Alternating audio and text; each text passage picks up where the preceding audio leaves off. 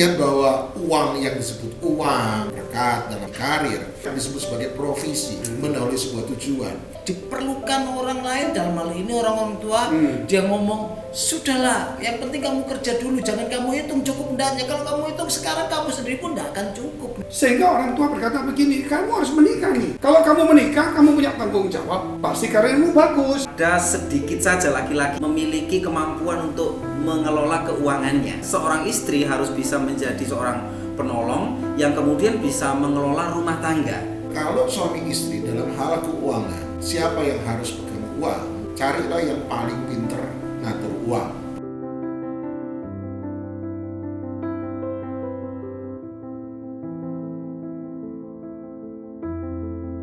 Haleluya, haleluya. Puji nama Tuhan, shalom. Mari sama-sama saat ini kita mau datang menghampiri hadirat Tuhan. Tapi sebelumnya saya mengajak setiap kita, Bapak Ibu, sama-sama kita tundukkan kepala, sama-sama kita berdoa.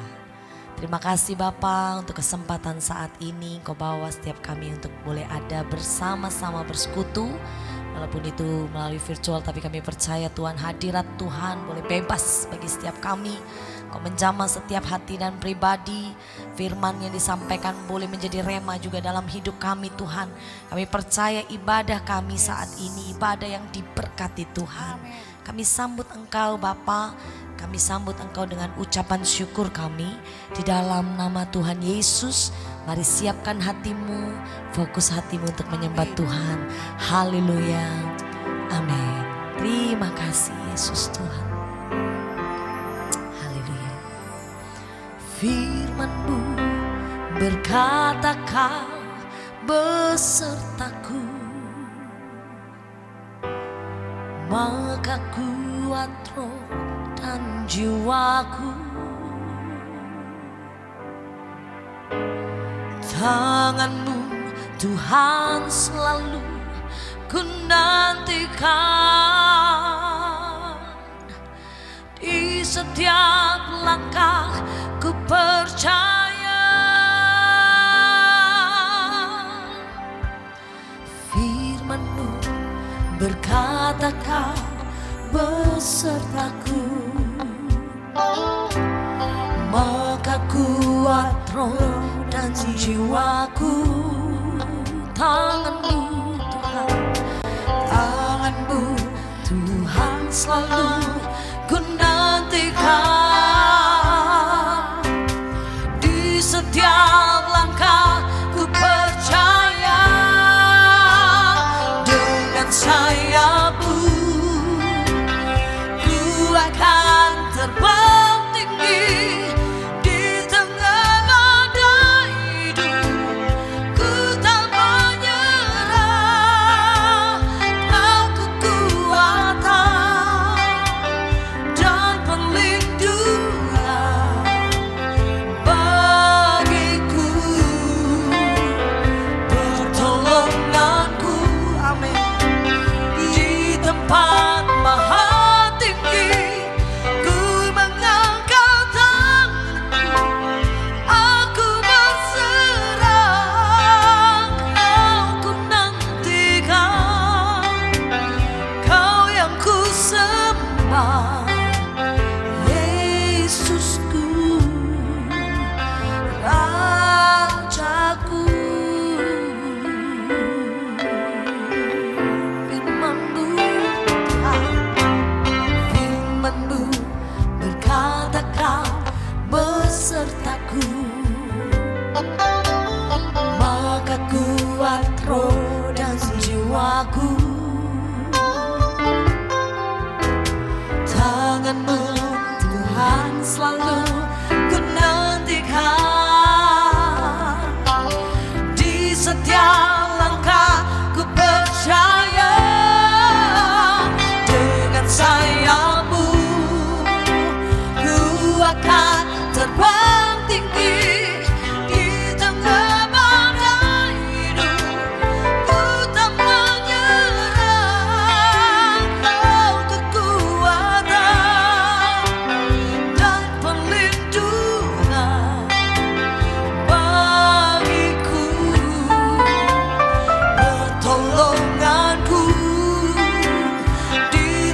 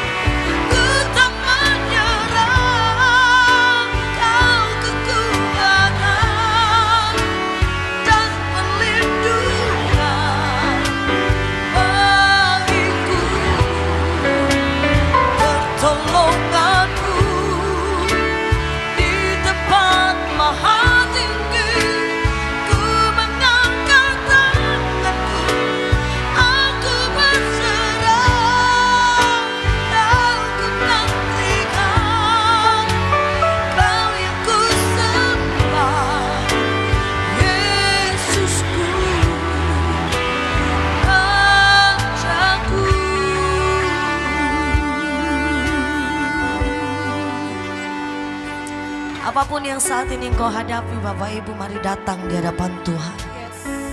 Tetaplah engkau percaya bahwa firman Tuhan yang engkau dengar selama ini, janji Tuhan yang Tuhan berikan bagi kita selama ini, percayalah bahwa janji itu iya dan amin. Mari tetap mengasihi Tuhan, mari tetap datang menghampiri Tuhan, karena kami percaya Tuhan firman-Mu ya dan amin. Kau beserta kami, Tuhan Yesus, Allah Immanuel, Allah yang selalu menyertai setiap kami, memberkati setiap kami Tuhan. Kami belajar melakukan bagian kami sebagai umat Tuhan.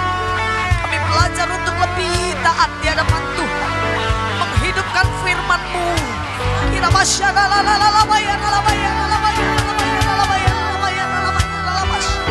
Terima kasih Yesus Tuhan.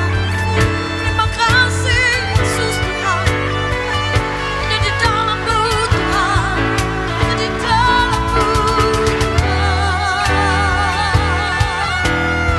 Kami hidupkan firman-Mu Tuhan. Kami hidupkan kebenaran dalam hidup kami.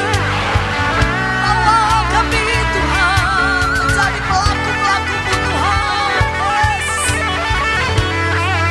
Kau yang terbaik, Kau yang terbaik, Kau yang terbaik, Yesus, Yesus, Yesus, Yesus Tuhan.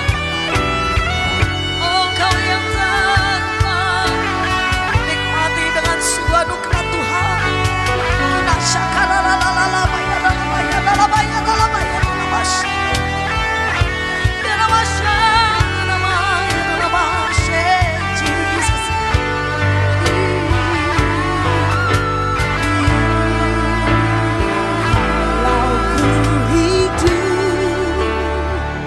Ku hidup bagimu, hatiku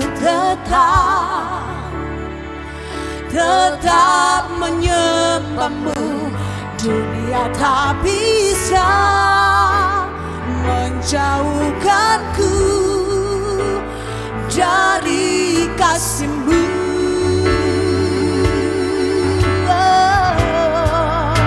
Selama ku hidup bagimu, mataku tetap memandang-Mu. Dunia tak bisa menjauhkanku dari kasih-Mu.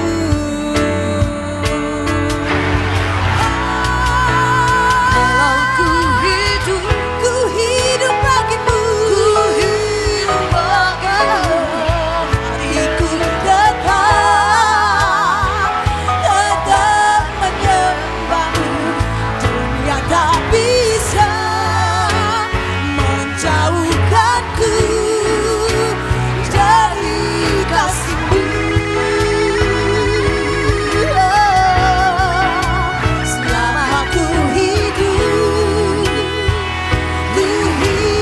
bagimu, mataku tetap memandang-Mu.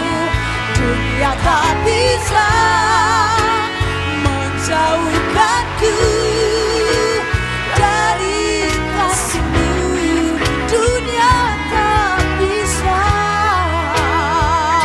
tak bisa menjauhkanku dari kasih-Mu.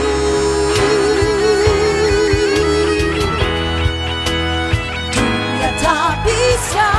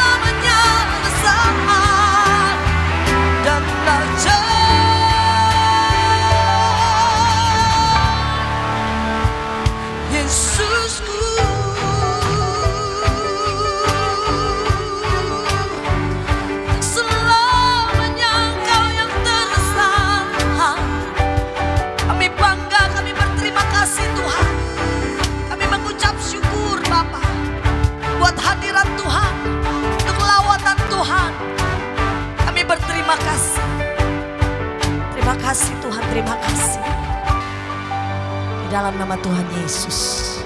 Haleluya, haleluya. Amin. Mari kita berdoa. Bapa kami yang ada di dalam surga, terima kasih Tuhan kami boleh mendengar firman Tuhan. Kami boleh Tuhan menerima Tuhan sebagai Tuhan dan Juru Selamat. Kami boleh Tuhan menjadi tempat rumah kediaman Roh Kudus di dalam hidup kami. Biar kemuliaan Tuhan semakin nyata dalam hidup kami. Engkau memimpin setiap langkah kaki kami, supaya setiap kaki kami, langkah kami menuju sesuai dengan yang Tuhan tentukan. Bahwa Engkau menuntun, memimpin kami semuanya. Kami percaya di dalam Tuhan ada pemeliharaan.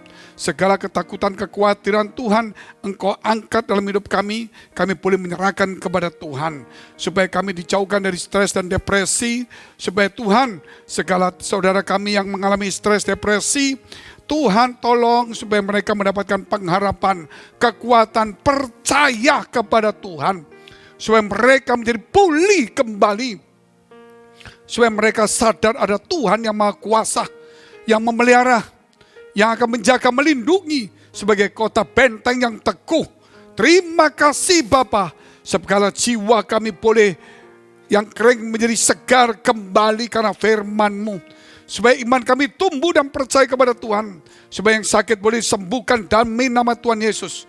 Yang punya persoalan, tantangan, pergumulan, putus asa, kesepian, Tuhan tolong mereka yang tertindas, tertekan, terabaikan. Tuhan memperhatikan, mengasihi, menyembuhkan, memulihkan. Demi nama Tuhan Yesus, kami sudah mengucap syukur dan berdoa. Haleluya. Amin. Puji Tuhan, saudara yang dikasihi Tuhan. Temanya saya melihat kemuliaan Tuhan. Bagaimana melihat kemuliaan Tuhan, saudara? Kalau kita datang di gereja, kita boleh mendengar firman Allah. Kita mendapatkan remah makanan rohani kita. Kita boleh menerima Tuhan sebagai Tuhan dan Juru Selamat. Ada Roh Kudus dalam hidup kita. Itu juga sesuatu yang luar biasa, anugerah besar. Karena kemuliaan Tuhan ada pada kita. Namun kita juga, saudara, kerap kali tanpa sadar, tanpa kita minta, bahkan mungkin kita minta, dengan hidup kita yang sungguh-sungguh mencari Tuhan dan haus dan lapar akan Tuhan, kita bisa melihat kemuliaan Tuhan dengan cara yang luar biasa. Seperti Rasul Yohanes bisa melihat takhta Tuhan, mendapatkan wahyu. Demikian juga Paulus bisa berjumpa dengan Tuhan. Demikian juga kalau kita melihat yang Thomas, yang gak percaya menjadi percaya. Tentunya kalau kita melihat bagaimana Petrus, Yohanes, dan Yakobus juga melihat kemuliaan Tuhan ketika Yesus sedang berdoa di gunung yang tinggi. Saya juga melihat satu kemuliaan Tuhan, yaitu ketika saya ada di satu negara, yaitu negara Belanda, di kota Den Haag. Saya sangat senang sekali, kagum, dan sangat-sangat saudara bahagia. Saya boleh melihat kemuliaan Tuhan. Padahal dalam kehidupan saya saat itu sulit setengah mati. Ekonomi saya sedang porak-poranda. Saya punya masalah bertubi-tubi. Karyawan yang 200 saya harus mereka PHK, bagaimana caranya? Usaha saya ada urusan pengadilan. Barang-barang saya sementara disita, tidak boleh dijual belikan. Mobil saya semuanya juga ada urusan, bukan 1 tahun, tapi bertahun-tahun. Saya hanya kira cuma berapa bulan. Ternyata bertahun-tahun.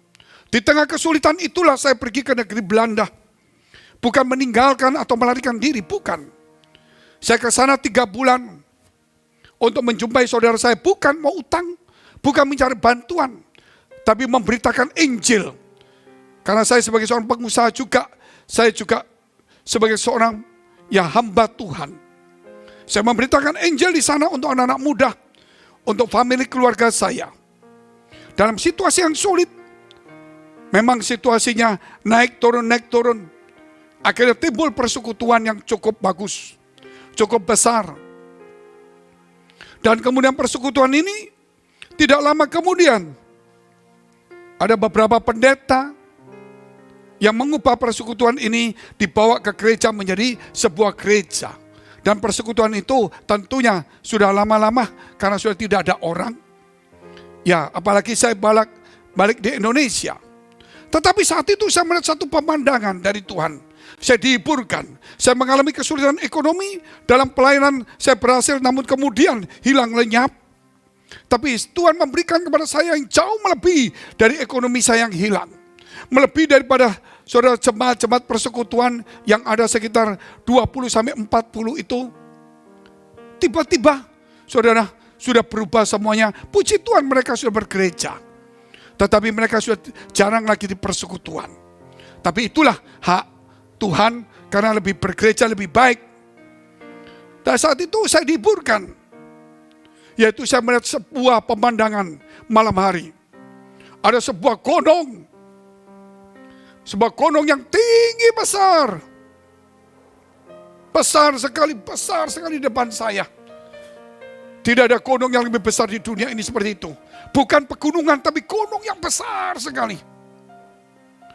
Dan ada cahaya, kemerah-merahan, kekuning-kuningan. Tapi belum terang. Tapi kemudian dari gunung yang besar ini seperti ini, timbul luapan seperti meletus. Waktu meletus, saya pikir, wah bahaya. Lahar akan turun, akan membasahi, akan membanjiri, akan melukai banyak penduduk. Akhirnya saya berpikir, kalau begitu sepanjang gunung ini mesti harus dibikin parit-parit. Supaya lahar jangan langsung turun. Tapi berputar-putar pelan-pelan sampai turun ke bawah. Dan setiap parit mesti ditutup sama pintu-pintu. Supaya lahar itu tertahan, lebihnya turun. Tertahan, lebihnya turun. Supaya tidak langsung mengena kepada rakyat banyak. Sementara saya berpikir begitu, saya kemudian hati saya berkata juga, wah gunung ini kemudian kaki gunung akan menjadi subur karena ada lahar. Kalau gitu saya juga mesti kasih tahu rakyat ini. Supaya sementara minggir, tapi nanti akan melihat tanah itu menjadi subur kembali. Mereka mungkin kehilangan waktu. Mungkin mereka harus meninggalkan sesuatu yang hilang sejenak. Namun mereka akan kembali, mereka melihat begitu subur luar biasa. Sementara pikiran saya seperti itu, saya menoleh lagi ke gunung itu. Waktu meletus itu ternyata bukan lahar. Ada 3 bola api besar-besar. 3.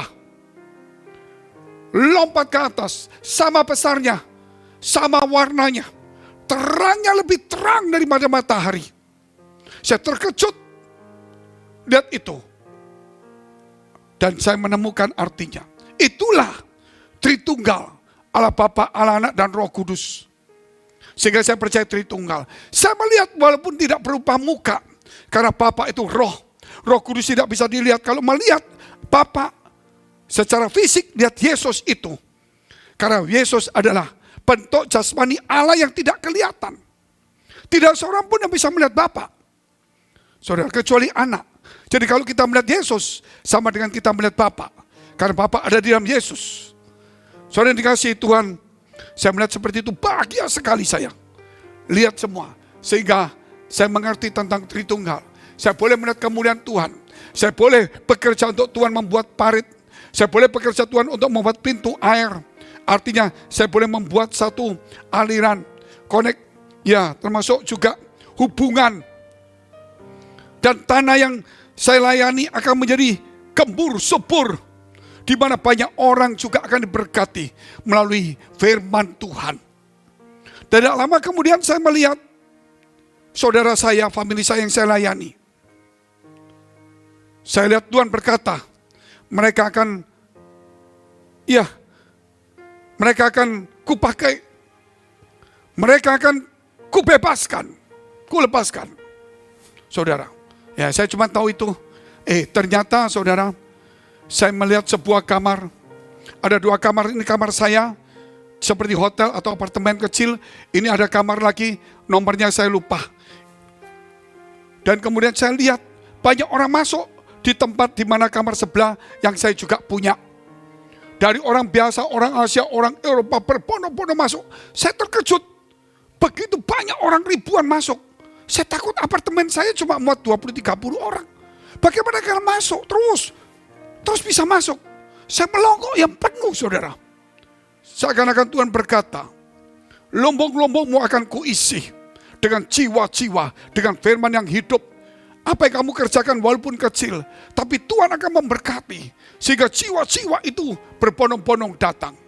Saya teringat akan nubuatan, yaitu jauh sebelum saya teringat itu kemudian ada nubuatan dari hamba-hamba Tuhan dalam persekutuan yang saya bina juga di Surabaya. Ada pendeta dari Denmark, ada dari Belgia, ada dari, saya tidak undang, tiba-tiba mereka ada. Orang nawarin saya terima. 8-9 pendeta. Akhirnya mereka masing-masing, saudara, waktu setelah khotbah malam hari, tiba-tiba bernubuat. Dan memanggil saya, kamu akan melayani orang beribu-ribu berlaksa-laksa. Saya jadi terkejut, kok jadi seperti ini? Dan hampir sama yang dikatakannya. Dikatakan kamu akan terbang tinggi dan tidak akan pernah lelah. Dan begitu banyak nubuatan itu. Saya kasih tahu teman-teman, ini 8-9 kali beruntun.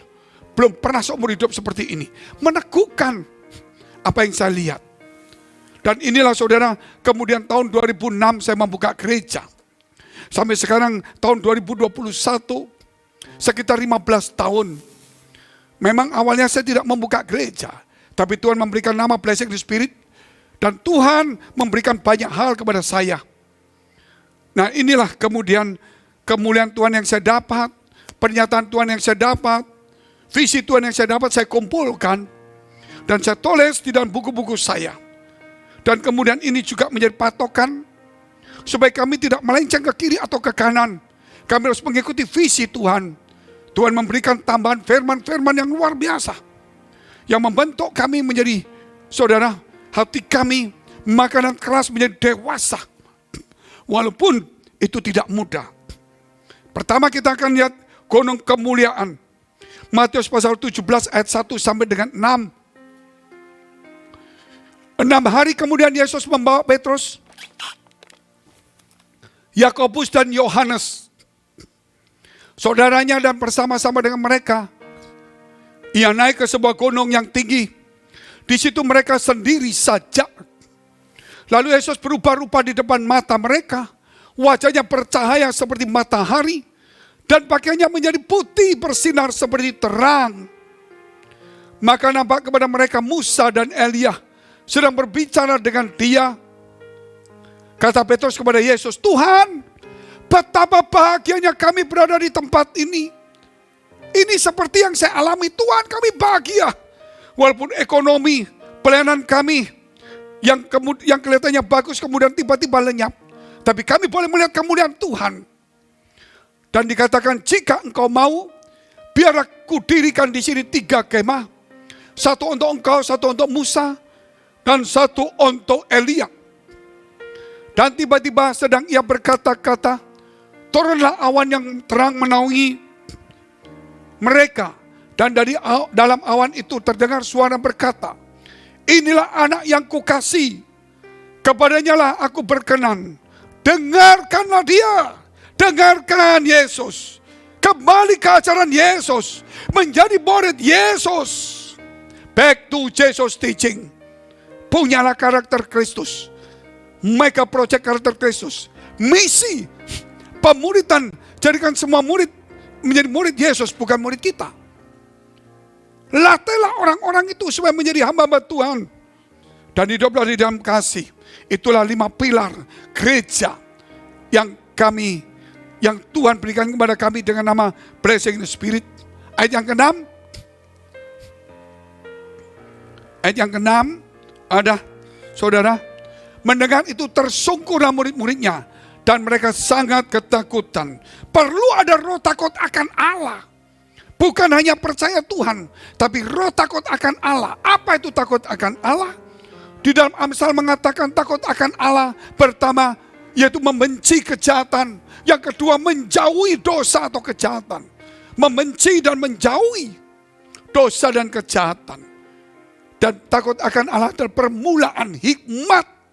Kalau mau dapat hikmat, melihat kemuliaan Allah, takut akan Allah. Maka saudara, kita harus belajar membenci. Kita harus belajar meninggalkan dosa kejahatan. Ego kita, karakter kita yang buruk. Dan itulah permulaan hikmat. Kita dapat hikmat. visi demi visi akan didapat. Kita lihat Amsal 25 ayat 2. Supaya kita dapat visi jelas seperti itu. Takut akan Tuhan. Kemuliaan Allah ialah merahasiakan sesuatu. Tetapi kemuliaan raja-raja ialah menyelidiki sesuatu. Artinya, ketika visi itu diberikan, entah penglihatan, entah kata-kata, ada yang terus terang, ada yang rahasia teka-teki. Sehingga Allah itu kemuliaannya merahasiakan. Dia kasih visi, penglihatan, mimpi. Seperti Nebukadnezar mendapatkan mimpi sebuah patung, dia tidak mengerti. Tetapi kemuliaan raja-raja, anak Tuhan, menyelidiki seperti Daniel. Dia berpuasa berdoa. Dia mendapatkan hikmatnya untuk menerangkan. Seperti Yusuf juga. Saudara yang dikasihi Tuhan. Itulah kemuliaan raja-raja. Menyelidiki apa yang menjadi rahasia Allah. Yaitu visi yang Tuhan berikan. Supaya menjadi terang kembali. Itu dibutuhkan hikmat. Takut akan Allah. Dan kedua tentunya kita foto. Firman itu hidup di dalam hidup kita. Yang kedua adalah air hidup. Air hidup, kita minum air. Supaya hidup. Tapi bukan air kehidupan. Tetapi kalau saudara lihat. Tuhan memberikan kepada kita air hidup. Bukan supaya kita minum dan haus lagi. Tetapi air hidup itu firman Allah. Yang ada dalam hati kita terus sampai kita bahagia. Walaupun kita kehilangan. Walaupun kita ditinggalkan. Walaupun kita terpaksa menyingkir. Tetapi kita akan bahagia. Yohanes 4 ayat 10. Jawab Yesus kepadanya, perempuan Samaria, di mana Yesus meminta air kepada dia di sumur Yakub. Jawab Yesus kepadanya, jikalau engkau tahu tentang karunia Allah, dan siapakah dia yang berkata kepadamu, berilah aku minum. Niscaya engkau telah meminta kepadanya, dan ia telah memberikan kepadamu air hidup. Yesus minta kepada perempuan Samaria, berilah aku minum di sumur Yakub. Masakah engkau orang Israel minta kepadaku orang Samaria? Yesus katakan, jika engkau tahu karunia Allah kepadamu, siapa yang meminta air kepadamu, maka niscaya kamu akan minta kepada dia, dan dia akan memberikan air hidup. Apa kata perempuan itu? Ayat 13 sampai 14. Jawab Yesus kepadanya, barang siapa minum air ini, ia akan haus lagi. Tetapi barang siapa minum air yang akan kuberikan kepadanya, ia tidak akan haus untuk selama-lamanya. Sebaliknya air yang akan kuberikan kepadanya akan menjadi mata air di dalam dirinya, yang terus-menerus memancar sampai kepada hidup yang kekal.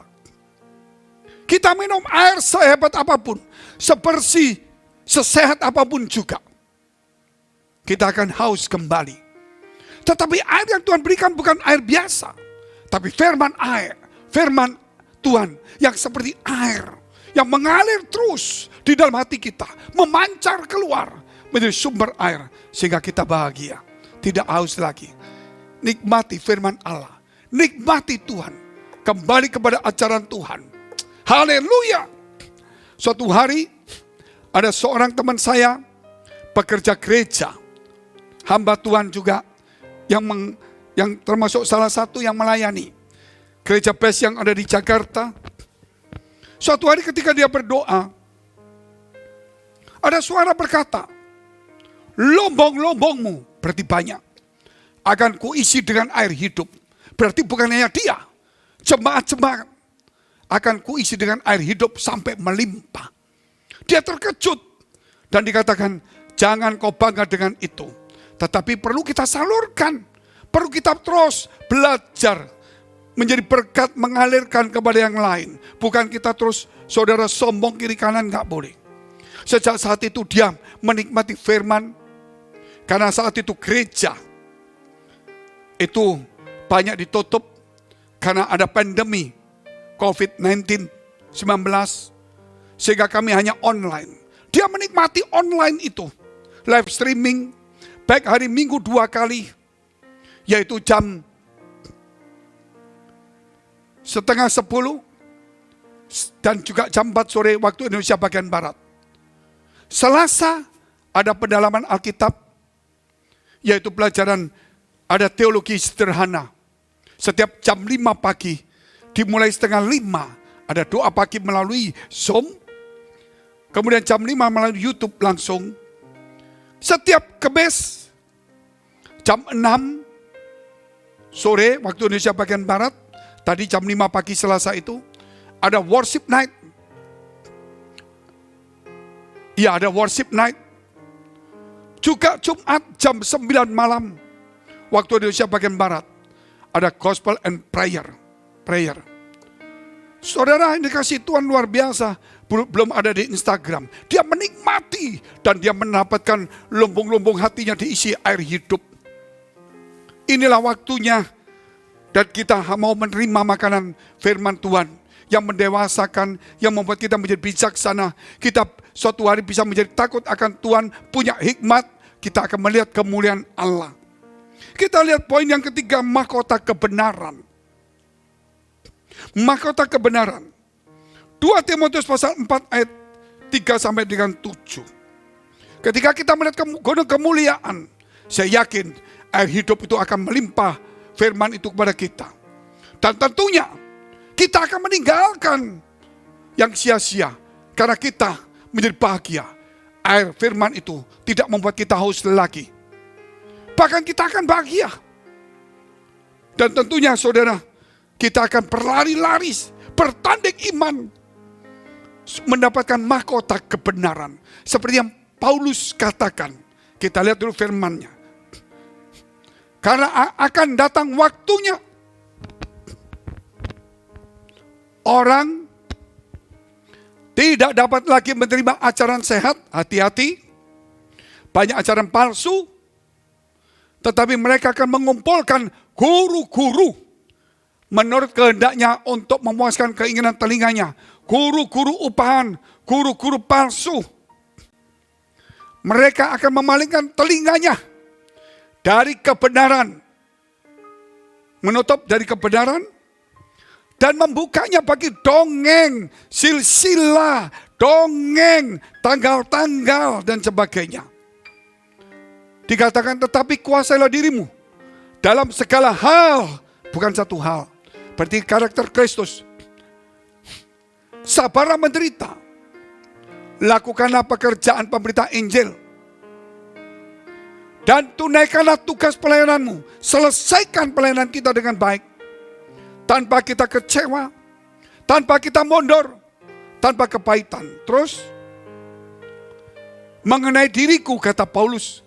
Darahku sudah mulai dicurahkan sebagai persembahan. Dan saat kematianku sudah dekat. Paulus tahu waktunya sudah dekat. Aku telah mengakhiri pertandingan yang baik. Aku telah mencapai garis akhir. Dan aku telah memelihara iman. Yang 8 terakhir. Kita lihat. Dia telah memelihara iman. Dia mengakhiri dengan baik. Sekarang telah tersedia bagiku mahkota kebenaran. Yang kita cari adalah mahkota kebenaran. Pelayanan harus tuntas selesai dengan baik. Yang akan dikaruniakan Tuhan kepadaku oleh Tuhan. Yang akan dikaruniakan kepadaku oleh Tuhan. Hakim yang adil pada harinya. Tetapi bukan hanya kepadaku. Melainkan juga kepada semua orang yang merindukan kedatangan Tuhan. Dan inilah waktunya. Tuhan sudah mau datang. Tuhan menyampaikan visi, nubuatan, suaranya, firman-Nya kepada saya. Persiapkan jemaat. Karena ada pengangkatan, akan ada pengangkatan. Entah itu 20 tahun, entah 30 tahun. Akan ada pengangkatan. Kita akan diangkat hidup-hidup. Satu rahasia yang besar. Oleh karena itu saudara, kita harus mengejar mahkota kebenaran. Artinya, menyelesaikan tugas tunaikanlah tugas itu dengan baik. Lakukan dengan baik, serahkan baik-baik, terima mahkota. Jangan lakukan dengan baik, akhiri dengan percekcokan, sakit hati, kecewa. Mahkota akan hilang. Apa yang kita lakukan, hendaklah kita lakukan untuk Tuhan. Kita bisa melihat itu dalam kitab Kolose pasal 3 ayat 23, kita lihat dulu. Apapun juga yang kamu perbuat, perbuatlah dengan segenap hatimu, segenap hati, seperti untuk Tuhan, bukan untuk manusia. Apa yang kamu perbuat, segenap hati. Artinya saudara, jangan main-main dalam pelayanan. Segenap hati, jangan cuma diperintah dilihat orang. Lakukan itu seperti kepada Tuhan, walaupun itu perintah manusia. Walaupun itu pekerjaan untuk manusia, seperti kepada Tuhan. Selesaikan tugas dengan baik. Serahkan baik-baik, nikmati, dapatkan mahkota kebenaran. Jangan serahkan terus saudara marah. Jangan saudara. Yohanes 1 ayat 47. Kata Filipus kepada Yesus. Bukan kepada Yesus. Kepada Nathanael. Kata Filipus kepadanya, mari dan lihatlah. Yesus melihat Nathanael datang kepadanya. Lalu berkata tentang dia, Nathanael. Lihat, inilah seorang Israel sejati. Tidak ada kepalsuan di dalamnya. Yesus melihat Nathanael dan memuji. Lihat, inilah Israel sejati. Tidak ada kepalsuan di dalam hatinya. Kita adalah Israel sejati, saudara. Bukan karena disunat, bukan warga negara Israel, tapi warga negara surga. Tidak boleh ada kepalsuan. Tidak boleh ada motivasi. Hati harus tulus dan murni. Supaya jangan ada munafik. Apapun yang kita lakukan, lakukan untuk Tuhan. Itulah kita akan menerima mahkota kebenaran. Bicara kepalsuan, itu berbahaya. Kita lihat poin yang keempat tentang kepalsuan. Yeremia 14 ayat 14.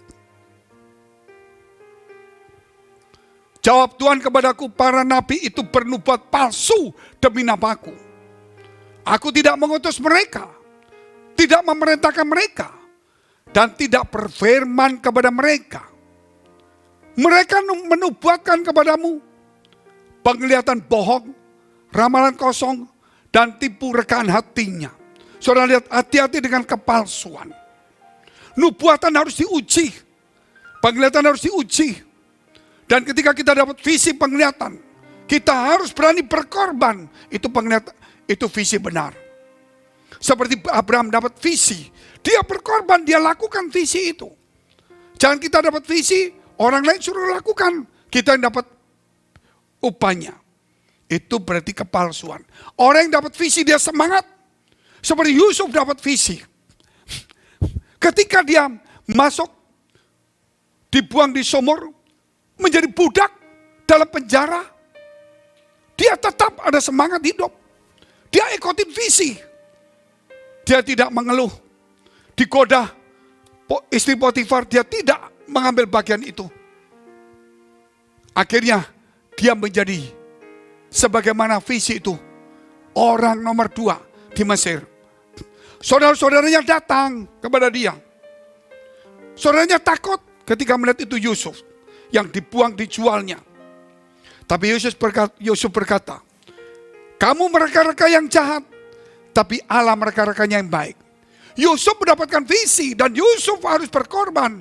Yusuf masuk dalam sebuah proses. Yusuf mengucap syukur, Yusuf tetap semangat. Itulah orang yang punya visi sesungguhnya. Jangan cuma saudara pergi nubuatan-nubuatan yang palsu. Yeremia 23 ayat 11.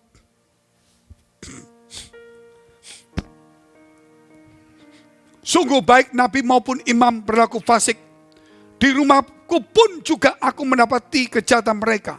Demikian firman Tuhan. Ayat 21. Aku tidak mengutus para nabi itu, namun mereka kiat. Aku tidak berfirman kepada mereka, namun mereka bernubuat. Itulah kepalsuan. Pabrik nubuatan, saudara. Oleh sebab itu jangan mengejar nubuatan. Jangan mengejar ramalan. Tetapi jangan mengejar karunia. Tapi kejar pemberi karunia. Tuhan itu. Karunia itu bukan Tuhan. Roh Kudus ketika memberikan karunia kepada kita. Karunia itu bukan Roh Kudus. Roh Kudus itu pemberinya. Seharusnya kita dekat dengan pemberinya. Kita tidak boleh main-main dengan karunia ini. Jangan kita, saudara, meninggikan karunia itu. Akhirnya kita tidak bergaul dengan pemberi karunia. Seharusnya orang yang punya karunia tetap bergaul dengan Roh Kudusnya. Berbuahkan sesuatu yang sejati. Tidak ada kepalsuan. Tidak mengejar upah. Tidak menipu.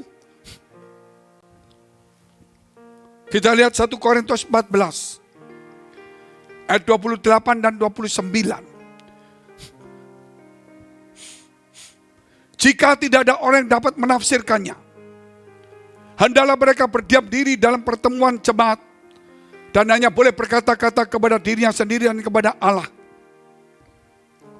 Tentang nabi-nabi, baiklah 2 atau 3 orang di antaranya berkata-kata dan yang lain menanggapi apa yang mereka katakan. 30. Ayat 30. Tetapi jika seorang lain bukan nabi, jika ada 2-3 orang nabi bernubuat atau berkata-kata, kita mendengar. Tetapi jika seorang lain yang duduk di situ mendapat pernyataan, maka yang pertama itu harus berdiam supaya semua tertib dan teratur.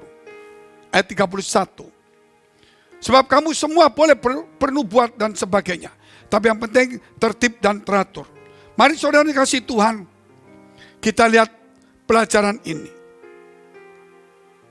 Nubuatan dengan pernyataan Tuhan itu berbeda. Nubuatan itu terdiri dari 2 bagian. Nubuatan itu untuk menghibur, menguatkan orang lain. Itu karunia nubuatan. Nubuatan yang dari Tuhan itu terdapat dalam firman Tuhan. Jadi kalau kita mendengar nubuatan yang indah-indah itu menghibur, menguatkan saja. Tetapi kalau nubuatan sesungguhnya firman Allah. Tapi ketika pernyataan Allah itu berbeda. Lebih tinggi sifatnya. Dia sama dengan atau di bawah sedikit firman Allah. Jadi pernyataan, saudara, itu di atas nubuatan manusia. Ya, bisa dikatakan juga sejajar atau di bawah firman Tuhan. Karena Tuhan bicara. Kalau kita lihat di dalam ayat terakhir, Bilangan 12 ayat 6. Bilangan 12 ayat 6. Lalu berfirmanlah Tuhan, dengarkanlah firmanku ini. Jika di antara kamu ada seorang nabi, maka aku Tuhan menyatakan diriku kepadanya dalam penglihatan, dan aku berbicara dia dalam mimpi. 7. Bukan demikian hambaku Musa, seorang yang setia dalam segenap rumahku. Apa yang Tuhan ajarkan? Penglihatan mimpi itu bisa juga berupa teka-teki. Membutuhkan hikmat Tuhan. Orang itu harus bergaul dengan Tuhan. Tapi Musa, dia berhadapan-hadapan dengan Tuhan, saudara. Oleh karena itu kita melihat pertama, nubuatan untuk menghibur, menguatkan.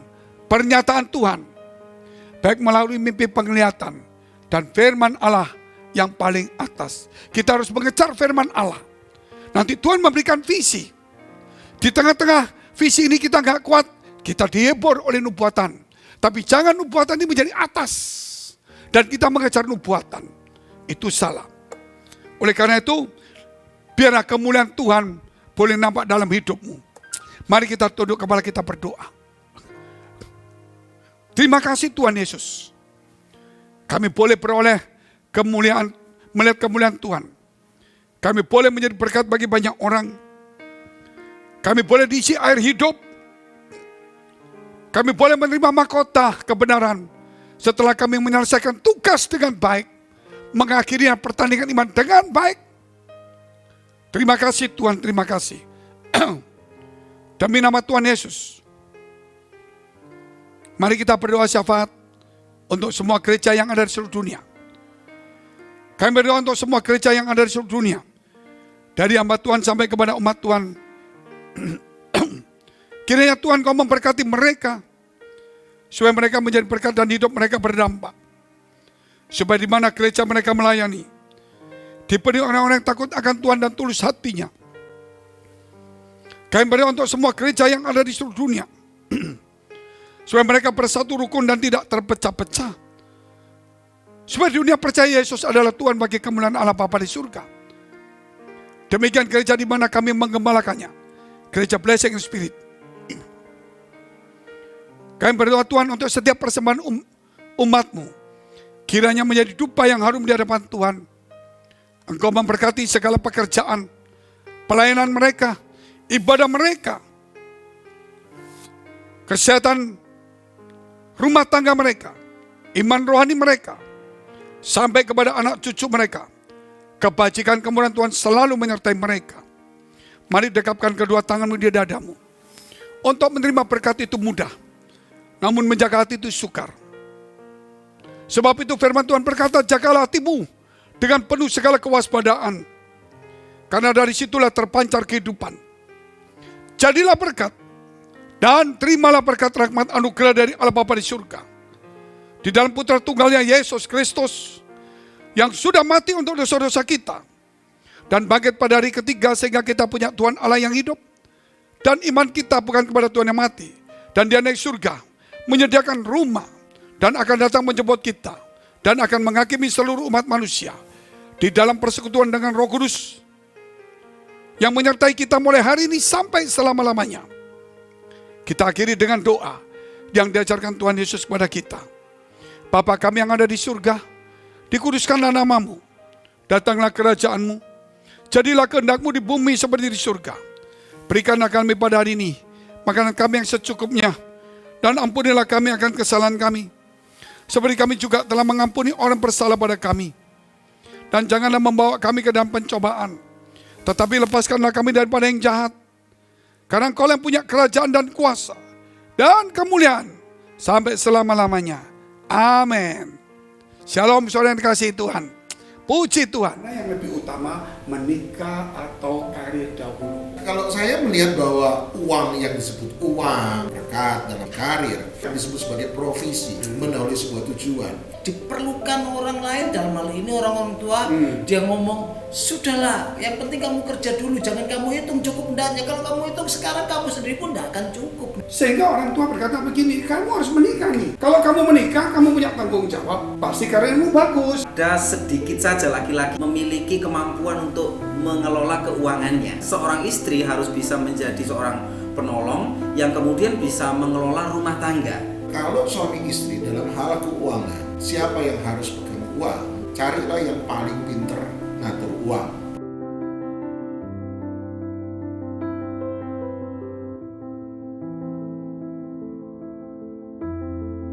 Mari tepuk tangan yang meriah buat Tuhan. Hey. Sebab Tuhan Yesus ajaib.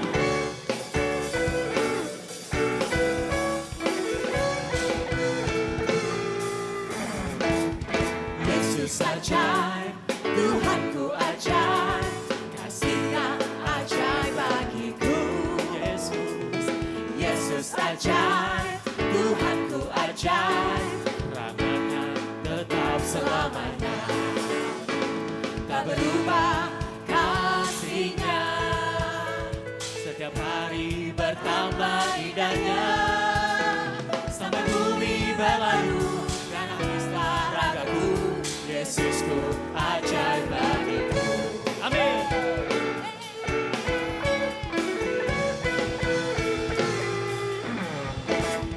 Yesus ajaib, Tuhanku ajaib, kasih-Nya ajaib bagiku. Yesus Yesus ajaib, Yesus ajaib, Tuhanku ajaib, rahmatnya tetap selamanya. Tak berubah kasih-Nya, setiap hari bertambah indahnya. Sampai bumi berlalu dan habislah ragaku, Yesusku ajaib bagiku. Tak berubah kasih-Nya, setiap hari bertambah indahnya. Sampai bumi berlalu dan habislah ragaku, Yesusku ajaib bagiku. Katakan, Yesus ajaib yang berkuasa, ada mujizat Tuhan Yesus ajaib. katakan dengan iman. Yesus ajaib yang berkuasa, berkuasa, ada mujizat Tuhan Yesus ajaib. Semua. Yesus ajaib, Dia berkuasa, ada mujizat bab Yesus ajaib. Ya ajaib.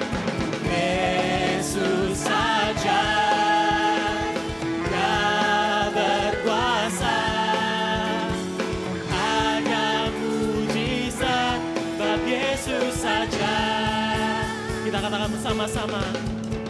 Tak berubah kasih-Nya, setiap hari bertambah indahnya.